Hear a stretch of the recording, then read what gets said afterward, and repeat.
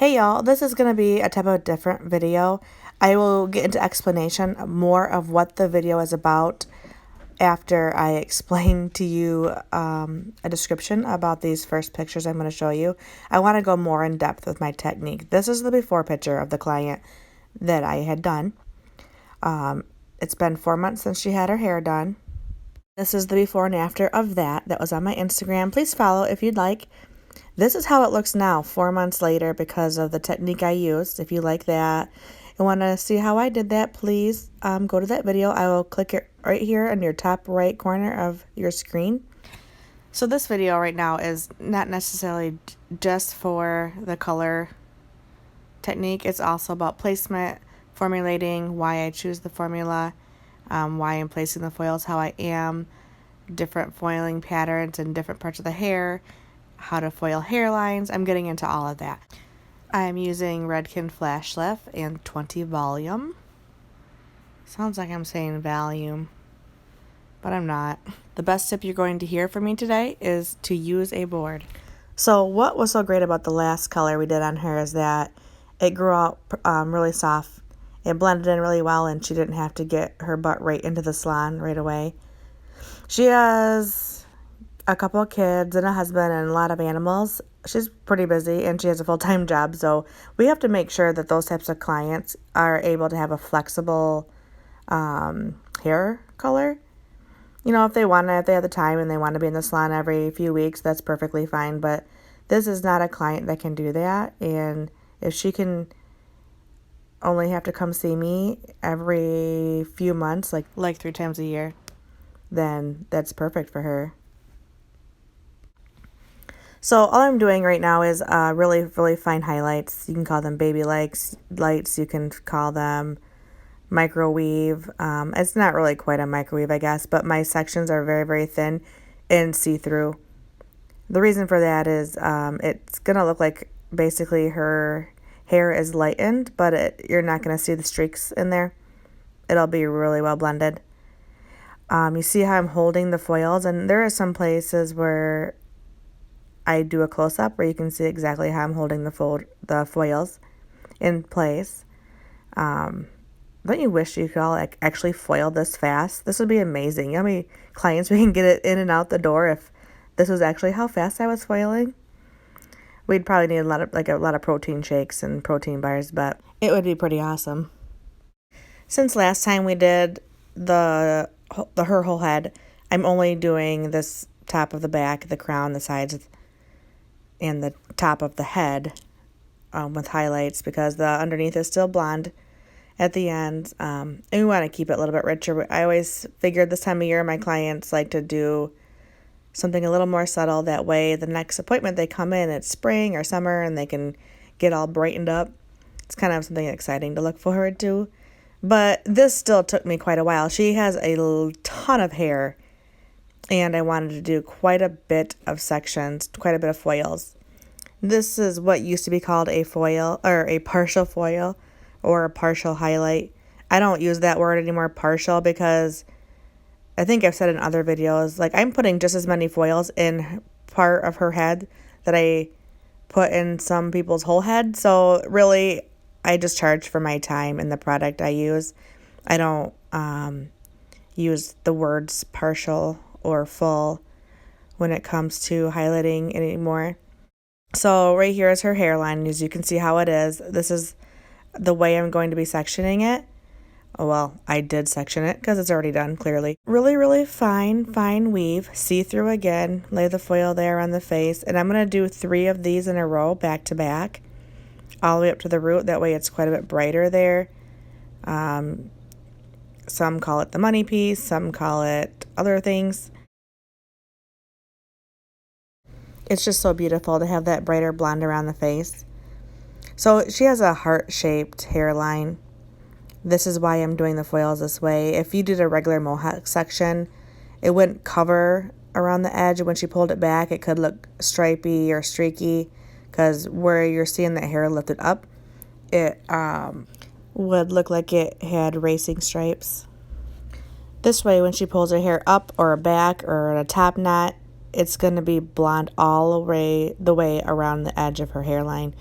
Right here I'm going to show you that's wider on that side than that side, because as I go up the head, that's like a pie section, I'm going to start making the foils basically lay horizontal on the head.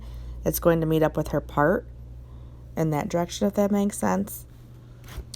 And we are not making her highlight as heavy as we did last time. I want to keep the dark in between, but the highlights are still going to be just as bright, just not as many.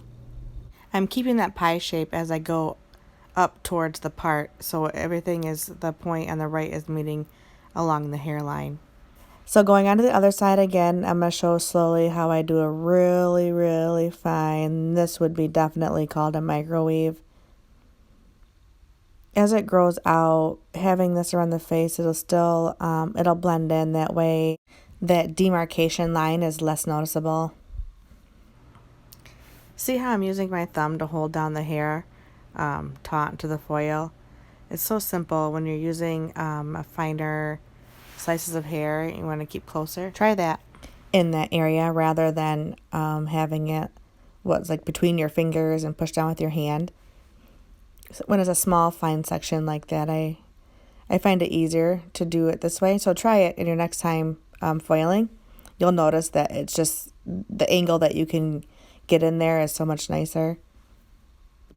So another thing we had to take care of today is she has a little bit of iron in her hair, and we were on a time crunch, so I switched the color in the Malibu around.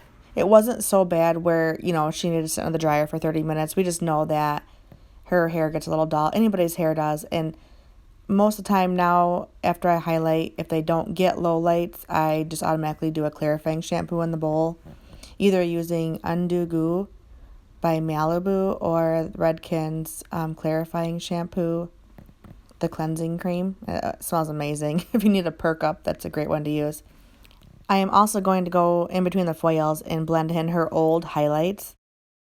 You could call this a shadow root or whatnot. But, you know, if I'm going to clarify the hair, you can't put color in the hair and then clarify it. Most likely it'll pull the color out. Malibu's, like the Malibu brand, I've had classes on those, they do not pull color out. However, if you color your hair and your hair already had iron or minerals in it, once you color it and then if you go through and do the Malibu, the Malibu will pull out the minerals, but the color will attach to the minerals when you're coloring it because there's nowhere for it to go, nothing for it to attach to because all the minerals are in the way. Especially iron. Iron is a rock, so when you color your hair, deposit pigment into the hair, it attaches to the rock. Then when you do a Malibu, the Malibu pulls the rock out, right? And the pigment's attached to the rock, so it takes the pigment out. Since we don't have time to Malibu it or shampoo it with clarifying shampoo first, I'll show you when I get to the bowl, if you keep watching, how I still clarify the hair without removing the color. Now, I've already told you guys before that and shown you how I like to use a board, especially around the edges right here. See how close and tight I can get the highlight to the root? But if you notice, this is a shorter board. I got this as a 2-pack at Sally's, one longer one shorter one. And I also have a Redken board that's a little bit thicker. They all work, I choose the board by what I'm doing. Each board works better for different situations, I've noticed. This board is great because it's the shorter one and I'm just doing a retouch. So I just put it on there in the way I can hold it. If you see how it's like shorter and I can put my thumb right there and put it on there. It works great. You guys should just, if you haven't tried one, just try it. And the way you do face framing highlights and even the neckline, oh my gosh, these boards change the game. These white ones are so thin and light and easy to maneuver. It's just like basically holding another foil underneath it, but with some firmness. Now, notice again, I'm taking very, very fine sections around the hairline. Even right here, it's only a very few hairs, but it makes all the difference in the world when it comes to blending and the longevity of the color itself, the highlight. a lot of clients, you might think to yourself, well, why would I want my client to go further in between colors? Well, honestly, I have a lot of, all my new clients are basically recommendations from other clients. And that is one of the top things that they like to, come see me about, is because the highlights are so seamless and they can go a lot longer. And a lot of your working class people that can afford to get their hair done on a regular basis are working so much that they don't have time. So the word will get around that you do such, kick-ass highlights that your chair will fill up. So just take your time and be patient. I started doing hair 19 years ago when we only used caps to highlight. And then halfway into my career, of course, it was doing mostly foiling, or if not all foiling, but it was never this detailed. And now it is, and the clients love the convenience. Everybody likes that blended look. Just, it takes a lot more time. I used to be able to do a highlight and a haircut in an hour and a half because you just threw the highlights in there and ta-da. When I'd pull through the cap, it would take me an hour and 15 minutes to do a full head of highlights and a trim and a blow dry. Now things take a lot longer, but look at the difference between how highlights were then and how they are now. You can tell a difference between somebody, that has a stylist that takes the time with their hair, or a stylist that just wants to get them in and out of the door. Clients notice that too. So rewinding real quick, I'm not going to rewind the video, but if you went back, you notice I showed you a brush and I started putting color in between the foils, and I also showed you the blur brush by Redken, how you can put color in between the foils. I am actually doing what I said I was going to do earlier, which is just blending in the old highlight line. When I pull it down, you can see there how when you pull it flat, there's the old highlights, and then boom, there's the new hair growth. This is just going to soften that up a little bit. You can use either the blur brush or a color brush. I'm just showing you what each one does differently.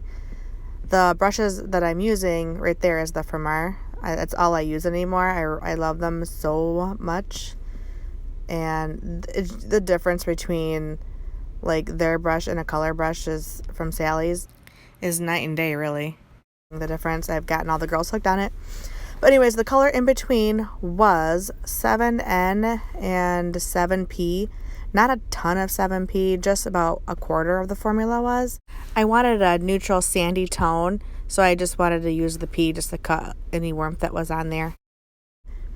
She processed about 25 minutes. I'm rinsing her out here.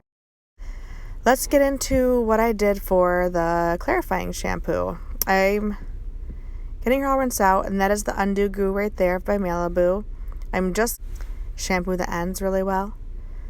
Let it sit there for a few minutes, and while it sits there, I'm going to go back and mix up her toner. When you should clarify everybody the clarifying shampoo after a bright highlight, unless you obviously put lowlights or an all over color on, and that might not be a good idea. But when you're just doing bright highlights, shampooing with a clarifying one, it just helps, loosen up any old crap. Getting it off there makes the hair more susceptible to the toners. I think they're lasting a lot longer since I've been doing it that way, and they're taking a lot better. So now we'll do what everybody calls the shadow root, or I just call it a root blend. I'm not really trying to make it darker there. Just trying to make it blend really well. I used 9N of Shades EQ Gloss, which the color in between was also Shades EQ Gloss. I forgot to mention that. But 9N, a splash of 7N, and a little bit of 9P. I'm putting that all over her roots. Just touch around the edge where the highlights are really a lot finer. I just barely tapped it at her root. I leaned her back in the bowl and I'm combing it through. And now at the very ends, I'm using 9P and clear because I want to make the ends pop out a little bit better. And I let that sit on for a good probably 7 or 8 minutes, I believe. Afterwards, after I gave her wax and I did Olaplex step 2, but look at the blend around the face, the hairline right there. That's what I'm trying to show you. Her eyes look so much redder than they did actually in person, but see there, it looks like you can't see any lines. You can't tell she even had highlight except for the fact that it's lighter. There's no streaks. Take your time, and it pays off, I'm telling ya. I just added some wave. Again, I gave her like a little curling tutorial. She has trouble with that, but she's working on it. I always take the time to show my clients how to style their hair. They appreciate it a ton, and they show it in their tips, so just remember that. If you watched this whole video of me babbling on, thank you. Click that subscribe button to your right. If you'd like to see more videos, make sure you click that bell to be notified. A thumbs up never hurts to let me know if you enjoyed it. I appreciate you stopping by, and happy hair adventures.